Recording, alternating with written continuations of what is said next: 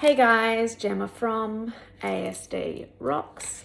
So firstly, obviously, I want to thank you all for not only the comments that were posted on the feed yesterday, but as well the many messages I got from so many people with such similar stories that it was so beautiful. However, there is one part, as it's Confessions Week, that I have not spoken about. And, oh my God, did I say Confessions Week? That's maths. I was watching maths last night. Okay, there is one part of the story that I have never spoken about. And it's something that a lot of people have asked about, and it's never been relevant up until now, and it's never been anyone's business up until now. But it is actually a very important part of my history and my story. And that is the story of the boy's dad and me. So, firstly, I would like to say, as a disclaimer, any names that I mention in this story are a matter of public record. Anything I say in regards to my knowledge of what went on is a matter of public record and can be easily looked up. I'm not saying anything that isn't already out there and that didn't happen to me directly, that I wasn't 100% there for. So, as you know, but it's traumatic. Do you know what? It's really traumatic. So I'm actually going to make my morning drink, and I'm going to, because one thing you should know if you're a follower is that stimming is a way to distract the brain from emotional sort of, not necessarily pain, but stimulus. And so moving distracts the brain. So I'm going to actually, you know what, it's because it's going to be difficult to talk about this. So I'm going to make my morning breakfast drink while I tell you. So, okay, so it starts off, as you all know, Richard and I used to be professional skiers, which we did all around the world, and we wanted to settle down and have kids. We've been doing it for enough years. Quite frankly, 300 days a year on snow and not having seen a summer can take its toll. But mostly, even though many people did have children and take them on the circuit, whether it be European or to America. Some people I know had like a house in America and a house in Australia, and they would go every 6 months, northern, southern hemisphere. Not what we were going to do, not what I was going to do, absolutely not. During this time, Richard met a very well-off businessman who at the time owned a company called HLP. It was a mortgage investments company. He became very fond of Richard, as everybody does, and he knew that we wanted to settle down.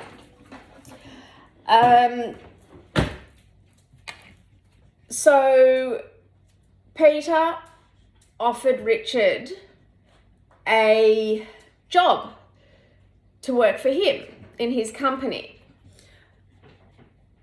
and he discussed it with me, Richard, obviously, and it was an opportunity for us to have a family and settle down and get out of, once you're in your late 20s, any athletic career is over, unless you're a chess player.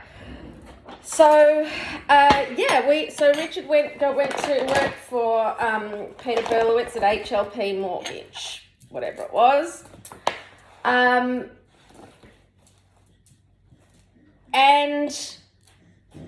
on the day that Bo was born, literally on the day, so on the 20, I'm not going to tell you when Bo was born. What am I doing? So, this is what stimming does. It just stops you from realizing what you're doing. So, on the day Bo was born, Richard received a phone call, and we have a company here called ASIC. It's the Australian Securities Company that basically, it's the watchdog and all of that sort of stuff. And Peter rang Richard on the day and said that the company was being put under investigation, blah, blah, blah. So I'm in labour. Peter assures Richard nothing will happen. Do not worry. Everything will be fine. Now, up until this point, Richard's wages hadn't exactly been paid. No, not consecutive, like routine. They hadn't exactly been coming through when they're supposed to come through. And he only ever paid monthly, which was really, really hard and really annoying. Whatever. Now, what you will already know about Richard, as everybody does, he is just the most loyal and incredibly, there's just, I don't know if it's literally the autism in him, but he's just so intelligent, he always rises to the top. It's like he's just, no matter what situation you put him in, usually within a work environment, he's like oil on water. He gets into a company and boom, immediately. It's his nature. He's quiet, he's reserved, he's, the way he thinks, it's just, honestly, he is just one of the most phenomenal human beings I've ever come across. So, then wages started becoming more and more, or less and less, should I say, until there were days where, the boss of this company was turning up on our door with, envelopes of cash just to pay wages. And the way that Peter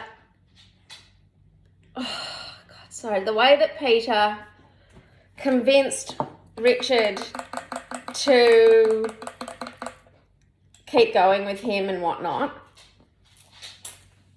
was that, oh my God, thinking back on it now, honestly, it's embarrassing to say, was that if we sold our apartment and invested in his new company, because he was shutting down the old one. He was just going to shut down the old one, start a new one. Now, I was in my 20s. I just had a baby. I really didn't know much about what was going on in regards to Richard's. I just knew there wasn't any money coming in and it was freaking me out. So I was having a little bit of, Richard and I was starting to fight, basically.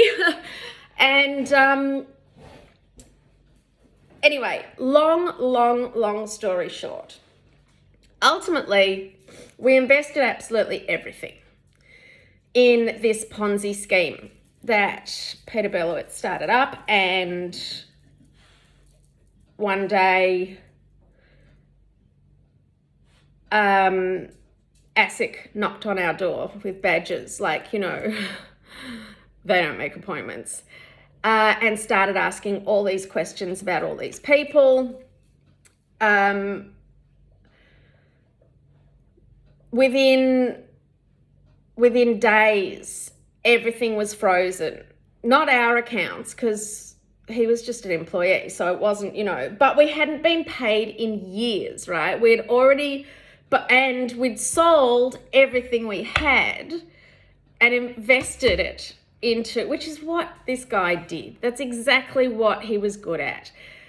I mean, how do you have a Ponzi scheme? How do you start a Ponzi scheme without being really good at getting people to like sell the only things they have and live off tinned food while they work for you and don't pay you wages? Richard and I were fighting already because we didn't have any money. We'd lost, or when everything folded, we'd lost. This is already now 3 years later, right? So this has been going on for quite some time, and tensions are growing. And then to jump forward, I had Finn. Investigations were still going on because these things take a long time, and Richard is so kind-hearted that he really, really wanted to believe. He really wanted to believe that everything would work out, you know, that we would get our money back and our house and our car and our everything. Like he really, he really and he felt so bad. You know, I know he did. Anyway, one day, Richard comes down the stairs and he lies down. Finn's 6 months old and I'm breastfeeding him. Bo's 3, non-verbal, not toileted. Oh my gosh. He was 3 and we've only been going through the autism thing for like sort of a year and a bit, trying to work out what's going on with that. We'd been living off, we don't even have food stamps in this country, so I don't know what you would call it, but like, you know, literally tinned, everything that we had went towards the kids and speech therapy, and there were days where we didn't eat. Orange juice was like super, that, like if you can afford orange juice, you got money. Right? Like that's, you know, you don't know that until you've been dirt poor. And Richard came down the stairs. People went to jail. Richard came down the stairs and he lay down and he said, my back, it's in so much pain. I'm in so much pain. And he lay down and he said, I can't get up. I'm done. And I said, done? What do you mean you're done? Tomorrow's coming.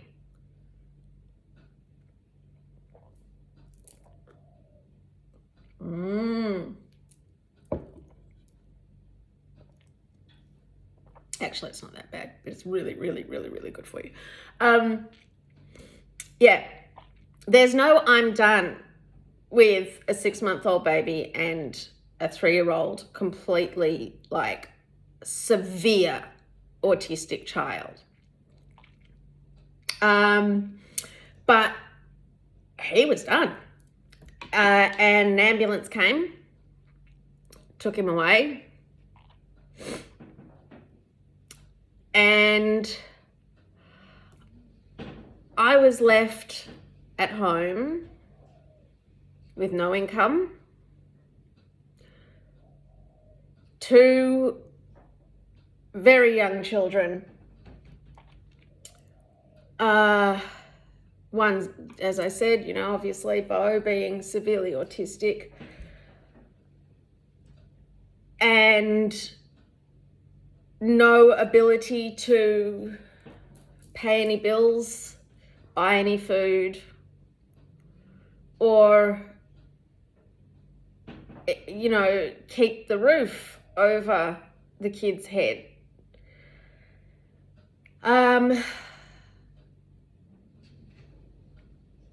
Now, the truth is that this was completely psychosomatic. His back, the hospital couldn't find anything wrong with his back, but they sent him off to rehab and he stayed there for a number of months. While I did everything I could to keep my children alive, and with a roof over their head, because it did get to the point. Hold on, I think I can hear my dog getting into Chops. Don't you dare. She eats my medication and I can't have her on there. Chops! Now, quick! Get down, I'm not joking. Now! Not funny, you're not allowed upstairs. Let's go, quick, quick, quick. No more. Come on, no, you have to follow me. No more Valium for you. No. I'm so sorry. Cutting the even longer story short. Richard stayed in hospital. I got arrested for trying to steal food for the kids because I had no money. And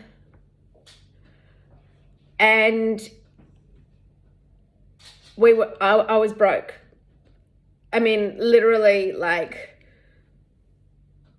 next step was homelessness with a 6-month-old and a 3-year-old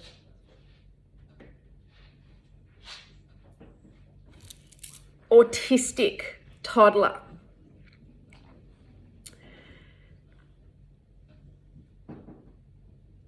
One day I was sitting at home breastfeeding Finn, and my mother walked in, and I was sitting on the floor, and I'd been crying for so long that no actual water was coming out anymore.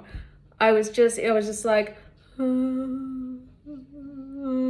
I was crying. I just didn't have any water left. And she took one look at me and she went, "Oh my God, I'm taking you to the doctor." So she took me off to the doctor to get me onto some antidepressants. Now, by the way, I'd like to say that it is in this time that I had my suicidal thought, which has now created a diagnosis as of yesterday of this suicidal ideation, which I think 15 years ago, going through what I went through, is absolutely goddamn rational to have a suicidal thought. And this suicidal thought was not like, oh my God, I'm going to kill myself. How can I kill myself? It was, if this keeps going, like if it goes the way it keeps going. I was driving and I was like, if I just drove off the road, I'd take the kids with me because there's just no one that could look after the kids. So my mum took me to the doctor. I'm going to wrap it up really quick now. My mum took me to the doctor. I got on some my first course ever. That was when I started on my anti-anxiety or antidepressants. That's when I started on Lexapro. And I just knew that if I didn't do something to fix the situation, nothing, it's like you have to hit bottom. I mean, real bottom. And I think for me, it was being at the police station, having been arrested for stealing food for the boys. And look, I gotta say, the police were actually amazing. They listened to my story. They empathized with me. They didn't place charges. I wasn't charged. I didn't go to jail. Having said that, I was sitting in the police station with like snot pouring out, crying, and they're like, "Oh, hun, like seriously. We have people in here that like we arrest for stealing food from the supermarket who are like, hey, and I'm going to do it tomorrow. What are you going to do about it?" But you know what? That's not me, and it's not my life. And I really was I was out of ideas, and I just didn't know what to do, how to feed my children, my family. I couldn't get a job with an severely autistic 3-year-old and a 6-month-old. And I just knew that if I didn't do something to fix it, no one else would. And I think that was the day that, oh, so I couldn't, you're going to all ask, why didn't you call the government, blah, blah, blah. At that stage, Richard and I were still married and together, and so I couldn't call and ask for like single parent support. And because he had been working and was just in hospital, he wasn't technically unemployed. So I was in a gap. I was in this gap where I couldn't get any government support. I couldn't get any help from anywhere because I didn't fit into any category. So I sat down about 2 months, I think it was probably, about a month into Richard being in hospital. And I sat down and I thought, okay, what can I do? What work can I do with a 6-month-old that needs to come with me, no matter what I do, because I'm still breastfeeding? And Bo, I knew I could do 3 days a week because Bo went to Southern Autistic School for a couple of hours throughout the week. And that's when I started my company, teaching the elderly how to use technology. So I figured, what can I do? I can use technology. I don't need to be a whiz. I don't need to be, I just need to be better than them, right? Like mostly it was changing the clock on the microwave, showing them how to do a DVD timer recorder, helping them with the remotes. This is 15 years ago. So, don't remember, QR codes weren't a thing. Email and actually online banking was really the biggest, scariest thing that was out there. Online banking was like, none of my clients did that. And I just went around with Finn in his bassinet thing and I knocked on retirement village doors and I just said, does anybody need help learning how to use this stuff in their home? And after about 2 months of doing that, and taking the kids in, not that Finn or Bo, maybe Bo might remember, but look, this stuff he remembers is crazy, I don't know. And I went into Richard in hospital and I said, so listen, I've known you for a long time. I've known you for a long time. And I've started this company. I know that, they can't find anything wrong with your back, but I've started this company, and if you want to work with me, or if you want to work for me, then, I think we could keep building it, and maybe you could get out of hospital. So I offered him a job and he was out like within 2 days.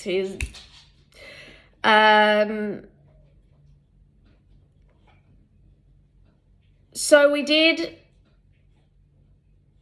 that and we built that. And that's sort of the end of that story, except for my part of it, which I need to explain. It is incredibly difficult to have someone give up on you and your family like that, to lie down and say, I'm done. However, I cannot be angry with him for having effectively a nervous breakdown. I can't. I've done it. And I refuse to. So when we broke up, we didn't go through court. We didn't have lawyers. There's no custody. We sat down and discussed it. I told him that he could continue working for me. That wasn't a problem. And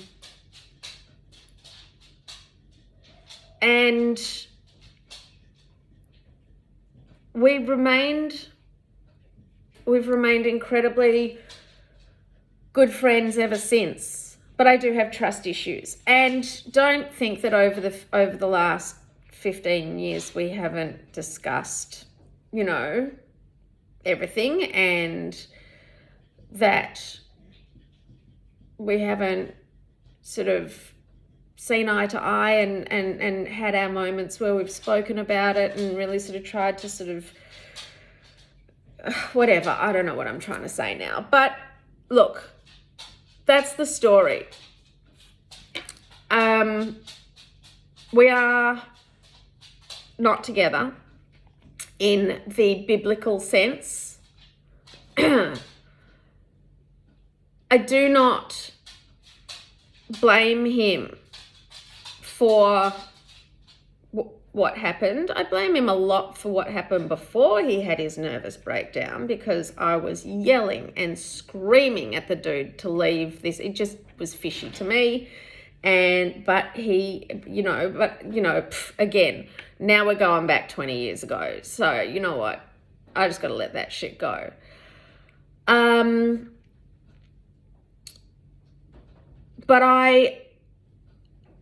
at the time, after that had happened, I lost all trust in pretty much everyone and anyone, which is why I've ended up in the situation I'm in today, because I then, from that moment, said, that's it. I can't trust anyone. I have to do it all myself. If it's going to be done, it needs to be me. So that's why I am the one that does the NDIS. I am the one that organises, Bo's therapies. I'm the one that does, all that stuff. And that is very highly the root reason why I ended up overwhelmed, overworked, overstressed, and in hospital for a week. Okay, wasn't months. I got what I needed to do done. I've come back. I'm fighting harder and stronger.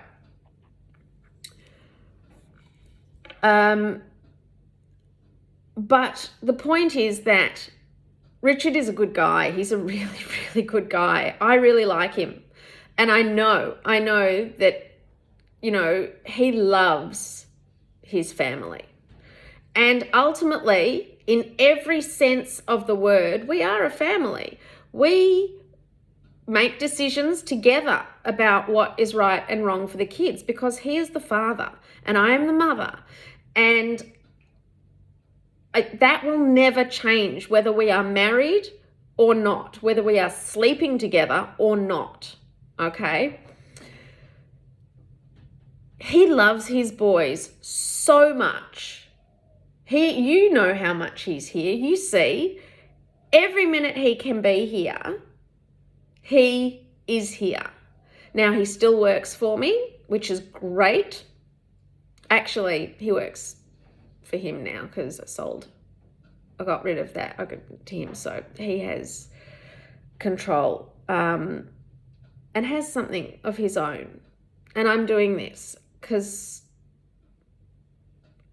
I want to help people through the experience, not what I went through with the Ponzi scheme and being dirt poor and losing a marriage and a house and everything, but more what I've been through in the autism world. So I hope that this gives everybody some more clarity, because I do know that everybody, everyone asks, everyone wants to know. I don't know why it matters what my relationship with Richard is. And I know it's unconventional, because 90% of people who break up either won't speak to each other ever again, as in my parents, who haven't spoken since I was 10, refused to almost be in the same room as each other, juvenile. Quite frankly, my father, I don't think look, that set aside. I refused, and I will always refuse to hold on to a grudge over something that happened so long ago. And I mean, why would I want to be so miserable? Why would I want to carry that anger around with me? Shit happened. It went down. It wasn't good. You know, okay, we have kids and we're going to be connected forever. There's just, you know, let's just sort out their lives. Richard is a great person. He is an amazing man. He is dedicated and loyal, you know, and I respect him in every way that anyone would respect another person. I actually respect him more because I've known him longer. But I have trust issues, and I don't think I could ever, and they're my issues to deal with, but I don't think I could ever rely on anybody ever again. I will never put myself in a position where someone can take my house, where I'm relying on someone else's income. I'm not saying I'll never be heartbroken again, because that has happened a few times since Richard and I broke up. But my house stayed. They left. Right? And that was the only thing, other than, oh, I'm miserable and I'm sad and woe is me, and eventually, you know, you get over it. I will never, you know, I clawed my way out of that hole, and I left fingernails on the way up, trying to create stability and safety for the kids. And I can't see a time that I would or could ever trust anyone to, I just, yeah, look, that's how it is. So now you know the situation, and you don't have to keep asking. Yes, Richard and I are very close. Yes, we know each other very well. Yes, we know each other brilliantly. I met him when I was 20 years old. So, you know, and we will always be together and around each other because we have children together. Now, what happens when those children grow up and move out? I don't know how our friendship will continue, but regardless of that, it's going to be a long time before Beau's independent anyway. So it's going to be at least another 10 years, according to a couple of people I've spoken to recently. So, yeah, that happened, which I think is a major contributor to the reason that I ended up in hospital, because I have voluntarily taken on everything because I just don't trust that anybody else can do it or will do it. That's a flaw in me, right? Understand, I'm not blaming anything or anyone. My flaw is that my experience of relying on someone has altered me so significantly that the words, I have to do it because otherwise I just don't know if it'll get done, you know.